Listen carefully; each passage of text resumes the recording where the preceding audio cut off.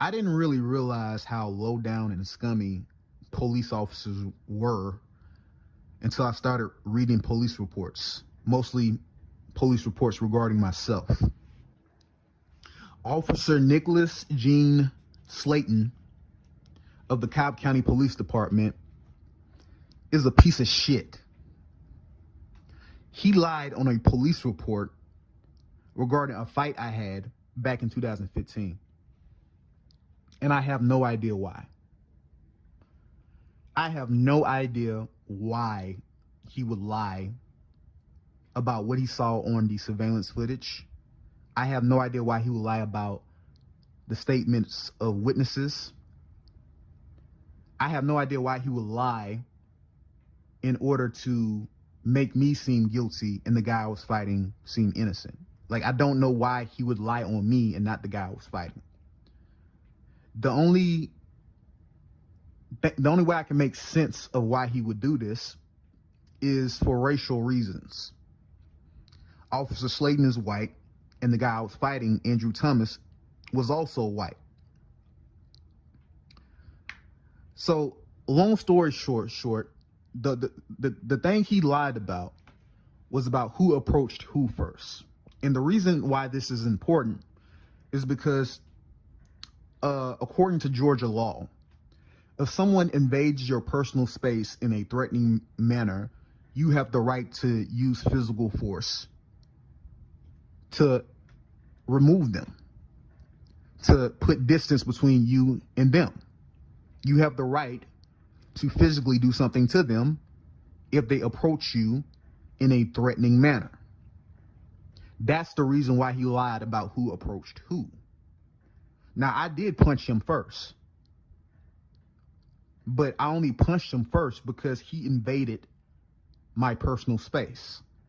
Basically, what had happened was this guy was mean mugging me as I was exiting the store after I had paid for gas.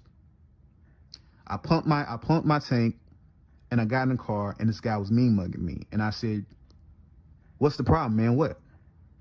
And he goes, "Go, just get out of here. Go, just leave, go." I said, "Fuck you, man." I got out of the car. And by the time I stepped out of the car, this guy was already in my face. Literally an inch away from my face. That was enough for me to physically put hands on him. And I did. Okay? But for some reason, Officer Slayton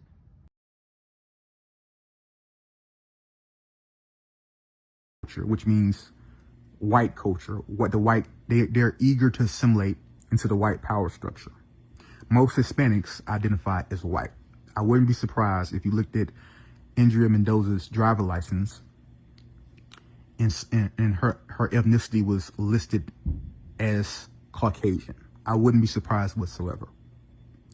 So she has adopted their racist and sick ideology, because if she hadn't, she would have never done that. And as for the people who say, well, he broke the law, how many times have police officers been shot, killed, beaten, or seriously injured for detaining someone without probable cause or reasonable suspicion? Many times. And whenever somebody's on trial for physically harming a police officer, for violating their rights, the prosecution, no one ever says, no one cares that the police officer broke the law. No one is ever concerned about the fact that the police officer violated someone's rights or that they violated the law. Their main concern is that the defendant used a disproportionate amount of force. When Otho Wallace shot and killed Officer Jason Rayner, the state admitted that Officer Jason Rayner had no probable cause or reasonable suspicion to detain Wallace in the first place, and Wallace had the right to resist a unlawful detainment. Okay. So their argument was not that he was resisting, but that he used a disproportionate amount of force against a police officer for trying to detain him. His crime wasn't resisting. It was using a disproportionate amount of force. No one cares. No one cared about the fact that Officer Jason Rayner broke the law. All they cared about was the fact that Wallace used a disproportionate amount of force to resist this unlawful detainment. So if you don't care about police officers breaking the law, why should I care about this kid shoplifting?